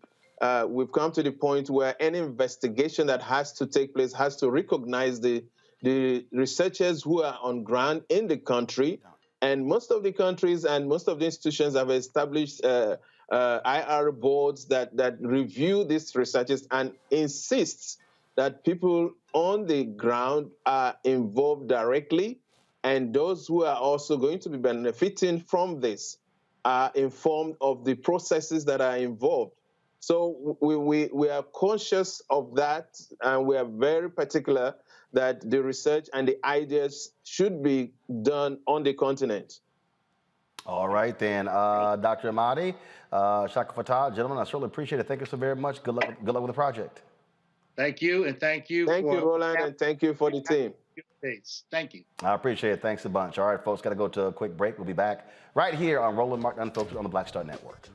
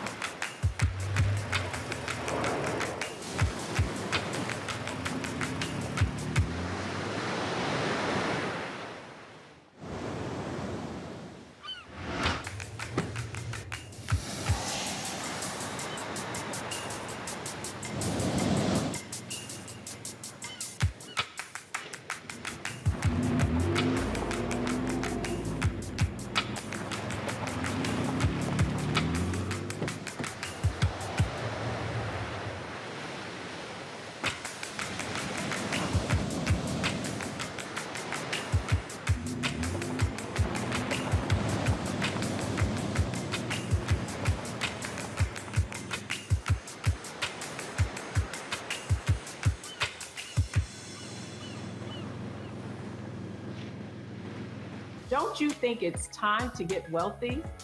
I'm Deborah Owens, America's Wealth Coach, and my new show on the Black Star Network focuses on the things your financial advisor or bank isn't telling you. So watch Get Wealthy on the Black Star Network.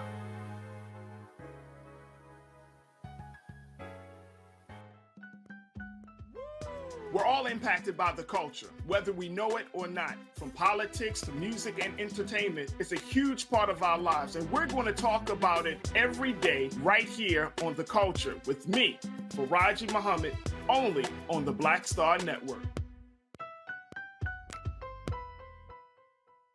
You know how some carriers give you so little for your older busted phone you just end up living with it?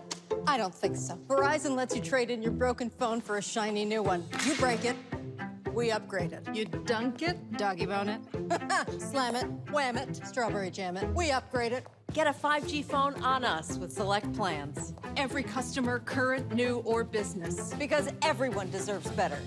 And with plans starting at just $35, better costs less than you think.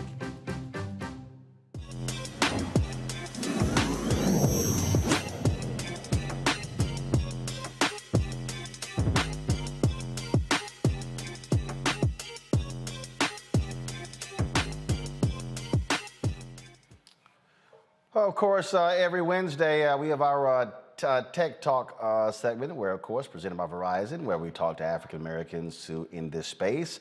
A Black-owned startup company is trying to bring intimacy back to social media. Truso, a video-based social app, creates a social environment as close to face-to-face as one can get. The app's goal is to create a safe networking space that's truly social, inclusive, and empowering for all its users. Matthew Newman is founder and CEO of Truso, and actor and entrepreneur Kareem Grimes joins us to explain more. Okay, so what does that mean in terms of as face-to-face as possible? What is that? Good evening to you, Roland, and very happy to be here. Face-to-face, it simply means this, that what we found with Truso, which simply means Truso, with the rise of social audio-only apps, we wanted to counter that structure by implementing a video social app that brings real people together for real conversations. We like to say that we are the virtual extension of the barbershop, the beauty shop, and the brainchild of the community. And those in the Black community, we know that what types of conversations happen in those spaces. And those are very intimate conversations. But because of the pandemic, because of quarantine, because of social isolation, we've been isolated from those spaces that we once called home. And so we wanted to create a virtual extension of that by introducing the Truso app to the Black community. All right, so this app, is it desktop based? Is it for iPads? Is it only phone? Where can we find it? Phenomenal question. So this will be a mobile application available from Android and iOS from jump. So straight out the blocks, we're rolling it out to both Android and iPhone users. Okay, and so it's allowing video chatting. So as opposed to, and so up to how many people? So you take, if you look at fan base, if you look at Clubhouse, which has audio, Twitter has spaces, how many people can be chatting with one another video-wise? Here's the beautiful part, is that to answer that question in this way, Roland, is that what we found was that social or audio-only apps have stages that are often crowded. So therefore, the voices of those participating aren't allowed to truly participate. And so what we've done is we've capped our stage to 4 people. That means up to 3 hosts and 1 participant can come up on the stage at one time. The room itself can range anywhere between 50 to 100 people to maintain the intimacy of conversation and open dialogue. Kareem, where's the app? I'm on my iPhone right now, iPad as well. Has the app launched? No, we haven't launched yet. We're still in beta, so we're doing testing right now. So that's where we're at with it. Pretty soon, we will be on iOS and as far as Android as well. Questions from our panel. I'll start with you, Candace. So can you walk me through, let's say that once you launch it, I get on, I want to start a conversation with the community. What do I add friends? Do I have to pay to be a part of this? And you mentioned a stage. So I imagine that it's kind of, you're trying to simulate maybe a conference or a panel discussion that has a real audience. What's the setup for someone like me that comes on and wants to maybe present information to an audience? How do I build the audience and how does it work? Phenomenal question, Candace. Oh, yeah. Kareem, you want to say a question? You can go and I'll add on. Okay, perfect. Candace, thank you very much for that question. So essentially the structure of our app is just this. When you log on to Truso, you will immediately be directed to a dashboard. And that dashboard is what we refer to as a dashboard of communities. So where when you register for the app, you have the ability to choose from several different interests, if you will, or communities that you will more than likely be a part of, whether that's business gyms, faith talk, tech talk, health and wellness tips, small business and entrepreneurship. Those types of communities and conversations are happening. Once you choose your community or the conversation that you want to be a part of, you jump into that community. We refer to them as communities, not rooms. And so if you as a host want to participate in or present information, you would sign up as a Community Plus member. And everyone currently within our protected network of beta testers and early adopters will have an opportunity to experience the app as a Community Plus member for free for life. Because those are the folks that we want to engage with to learn how we can continue to improve that app for generations to come. Candace, your question. I'm sorry. No, that was. No, my bad. Monique, your question. Because I'm sitting here looking at, because we just got Dr. Hill back, so we had her off. So what's your question? Candace, do we all look alike? No, Dr. Hill. You know what, Dr. Hill, what's your question? Women. Dr. Hill, what's your question? Since Monique want to run her mouth, Dr. Hill, what's your question? I'm really intrigued. I'm an Android user, so I always have issues. But with this app, I can just have conversations with my friends, or is it both video and audio? Can I take it with me? Is it going to be reliable? Yes. Yeah, so with Truso, we're rolling out on iOS, iPhone, as well as Android. In the beginning, Clubhouse didn't do that. You only had to have you had to have an iPhone to be able to get on there. But with Truso, you will be able to get on your Android.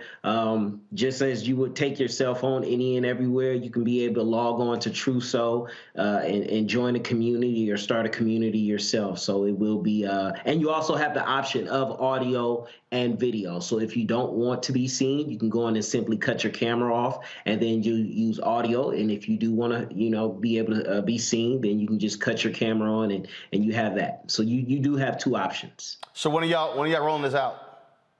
So right now we're in beta phase number 2. We'll roll it out to the general public on the Android, on the Google Play Store, as well as the Apple App Store, in more than likely the middle part of February. We want to make sure that we tackle Black History Month and introduce this during a prominent time for us as a Black community. All right then, gentlemen, I appreciate it. Look forward to checking out the app when you launch it. Thank you very much, brother. We appreciate you, man. Thank you. Thank you. Appreciate it. Monique, you don't get a question. All right, y'all. Former Baltimore Mayor Catherine Pugh is out of prison. According to the Bureau of Prisons, Pugh left the Alabama prison where she served a 36-month sentence about 12 months earlier than the expected release date. The former mayor of Baltimore was convicted for using fraudulent book sales to funnel illegal donations to her campaign and evade taxes in 2020. So I'm quite sure she is happy to be back at home. All right, y'all. We've been, so yesterday on the show, if y'all saw, I had some lessons, if you will, for Dan Bongino, who is a conservative radio talk show host. He's really an amateur. And so he was a little bit upset because I took issue to when I said that he was leaving Twitter. He was leaving YouTube, and I tweeted that him leaving YouTube is like a pimple on an elephant's ass. It's really irrelevant. So, so Dan was angry, calling it censorship and misinformation. So, y'all, here's what he did. So YouTube hit him with a strike. He then loaded the same lie on another channel of his. YouTube said, "No, player, that ain't how this works." So they have now banned Dan Bongino for life from YouTube. Now, he has something like 800,000 subscribers. And so now the conservatives have created this other video program called Rumble that's sort of closer to, that like similar to YouTube. It's got like 30 million users already, and they've been trumpeting that. And, he talked about he's an investor in the company. But the thing here that I find to be hilarious, Candace, all of these Republicans, they keep hollering, "Oh, censorship." Here's the deal. Take your ass to your own platform. I mean, this simple. If you so mad, angry, and upset about Facebook or Twitter or YouTube, just take your monkey ass on to another platform. And on top of that, Roland, there are rules that YouTube has, and so you have to follow them. If not, you get removed off of YouTube. So why he wouldn't follow that, I don't know. You can't just go out there and tell lies in order to get clicks. That's how a lot of people do it. But ask Cardi B, right? She took somebody to court because of the exact same thing that we're talking about, lies on YouTube, and she won her case. So a lot of people, I think, will find themselves in this position that they think they can do one thing on YouTube, but it's a whole different story. You cannot say what you want, which is why he should go to his own platform. That's what it's there for. But here's the funny part, Monique. So Jason Miller, the dude who worked for Trump, he started his own social platform called Getter, also the one who wouldn't pay his child support when he had an affair with AJ Delgado, who was on the campaign of Trump. She had a baby, but he won't pay the money. He's been hiding his money. Yeah, I threw that out there because his ass is trifling. So he created a platform supposedly to allow free speech. They have a policy where you can't do whatever. So when they banned some white supremacists, he got jammed up. When Trump announced his little fake ass platform that lasted about 6 days, they had the bottom line is here. I don't care who you are. You are going to have policies that people have to abide by, and they can't just say whatever.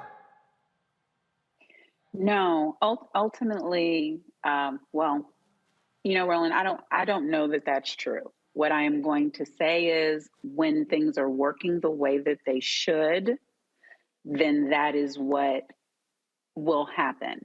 But the reason why this country is in the position that it's in right now is because truly just absent gates, absent any fettering whatsoever, Facebook and for a while Twitter, IG allowed lie after lie after lie, allowed yellow journalism, allowed manipulation of the public, not just about vaccines, but think about how long it took for Trump to be banned. So yes, when the stops are working, there are limits, but we are finding out what the ranges of those, and we are dangerously precariously close to a time when there are none. Well, but here's my, Dr. Hill, here's my whole deal. It's very simple.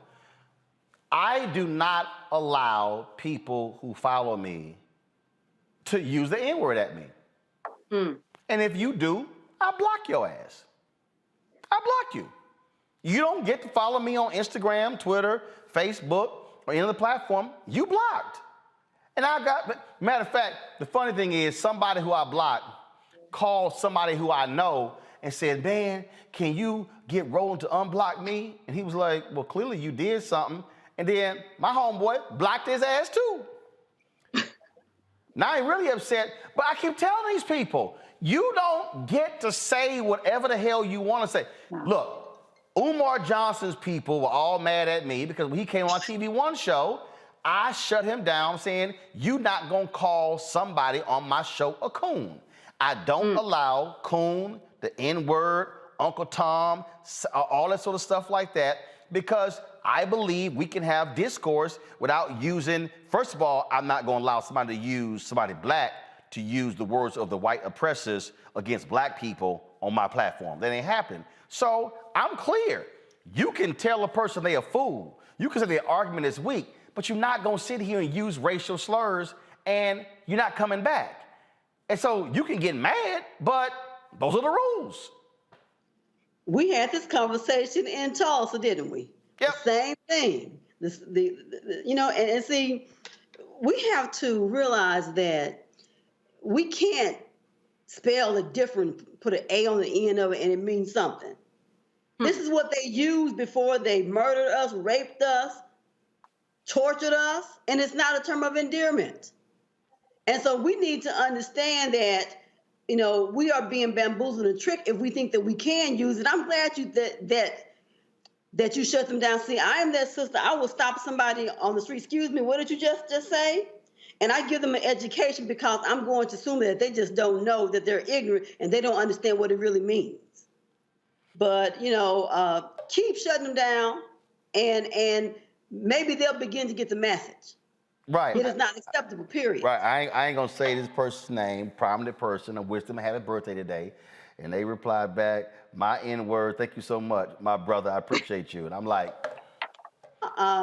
you could. You didn't get the message. I'm about to say, you could have left off.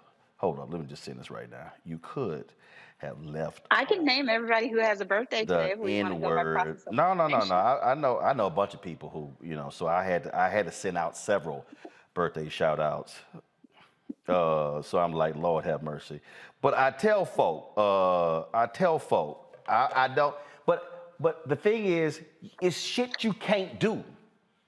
You just can't. Look, we all grew up. You walk into your mom and daddy house. I remember my sister dating this dude, later married. He coming to the house. First he came by with his boy. I don't know who the hell go visit for the first time somebody you dating with your boy. I don't care if you roll with him. His ass should be in the car.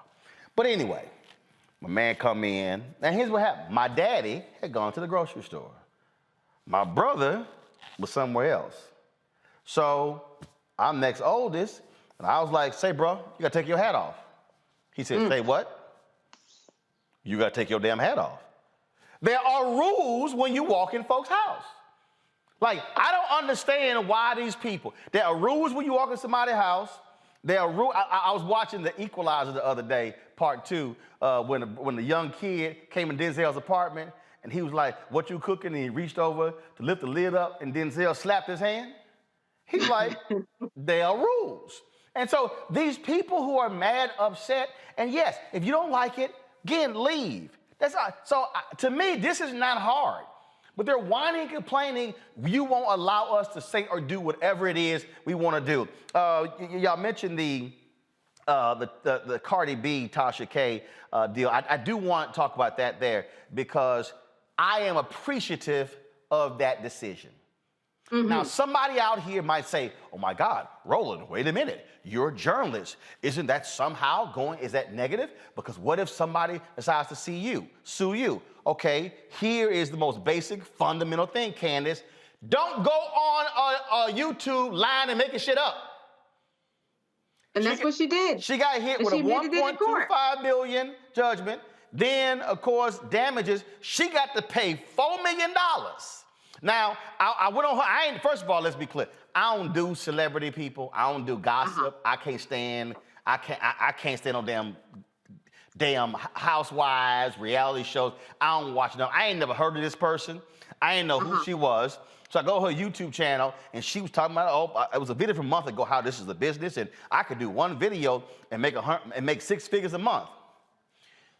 Well, based upon that settlement, your ass gonna have to do about 45 or 50 videos because you got to pay $4 million to Cardi B. And I'm glad Cardi B sued because there are too many people who are on these social platforms making stuff up about celebrities and prominent folk and thinking they can just lie and get away with it.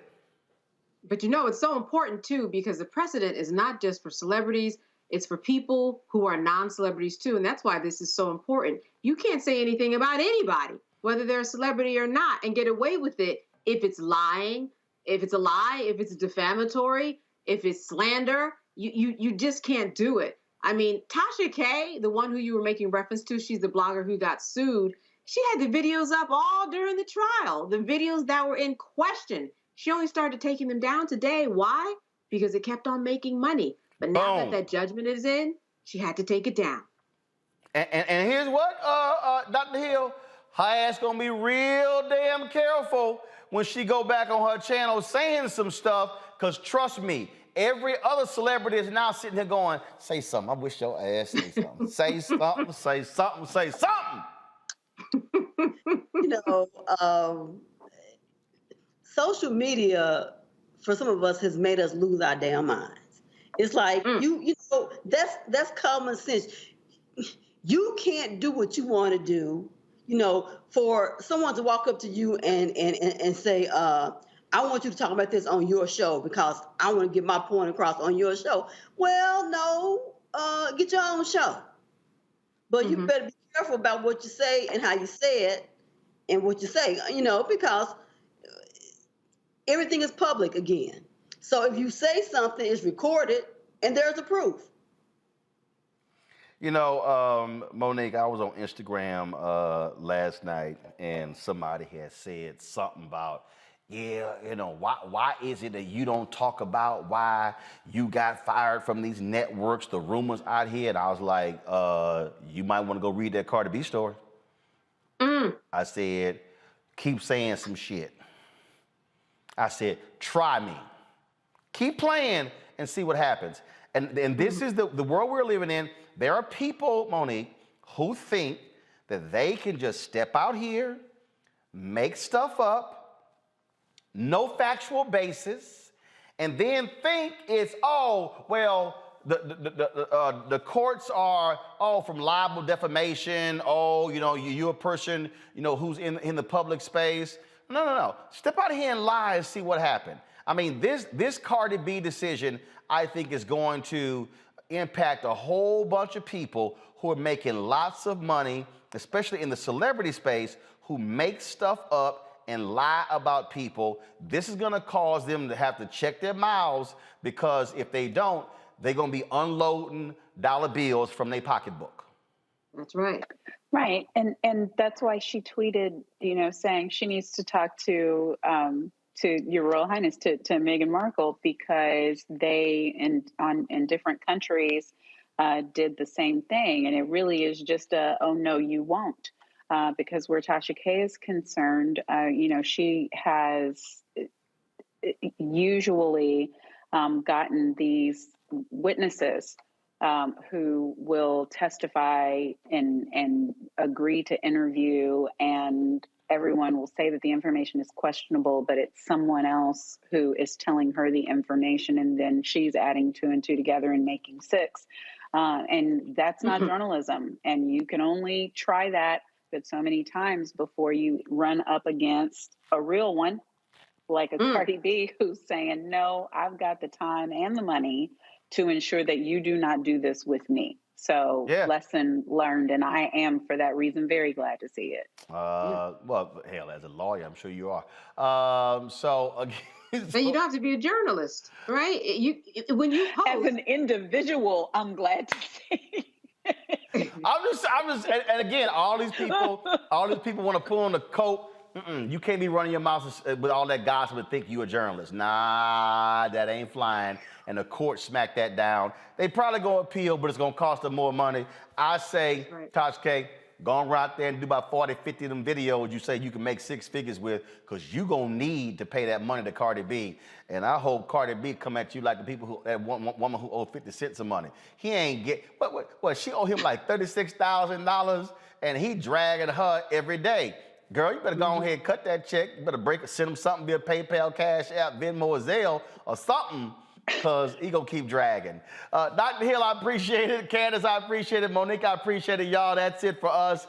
Today's show. It's always fun. I told y'all, if y'all want to support us in what we do, this is a real news show where we have real people. We don't deal with no gossip. We ain't dealing with stuff that can't be proven. We ain't messing around with that nonsense. This is all about us speaking truth to power, of course, representing what we do. Yo, that's Ida B. Wells Barnett over there. And what does she say? The way to right wrongs is to turn the light of truth upon them. And so that's what that says right there. And then, of course, Mr. B behind me, and we got James Baldwin over here as well. And so y'all know how we operate here at Roland Martin Unfiltered. We want y'all to support us what we do. We're great to be, of course, in our new studio. You know, we've got printed right here the First Amendment on that wall as well. But you just can't be out here acting a fool, making stuff up. And so please support us in what we do.